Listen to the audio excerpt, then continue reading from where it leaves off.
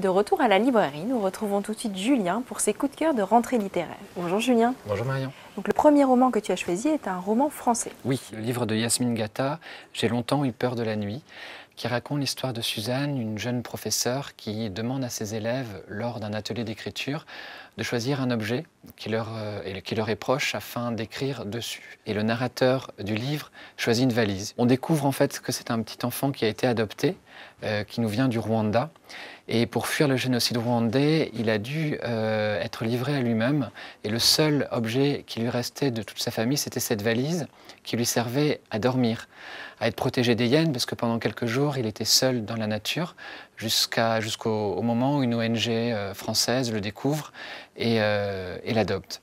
Et donc Yasmine Gata décrit ce roman à la fois très ample, très sincère, sur l'histoire de ce gamin qui n'arrive malheureusement pas à écrire sur cet objet. Le deuxième ouvrage que tu as choisi est un roman qui se passe sur une île bretonne. Voilà, sur une île bretonne, l'île de Bé plus particulièrement.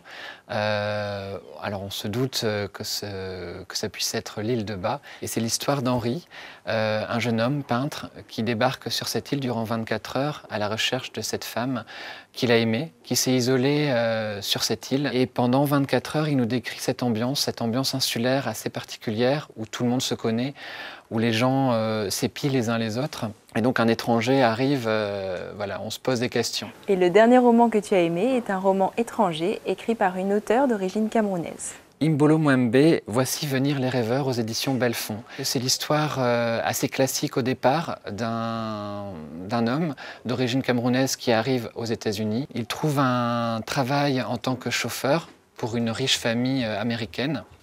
On est à l'époque des subprimes, on est à l'époque de 2008.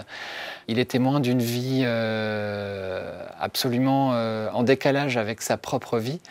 Et en fait, c'est un prétexte à nous raconter l'histoire de l'immigration américaine et surtout une écriture fraîche, une écriture simple, sans prétention, qui fait qu'on lit ça de manière alerte.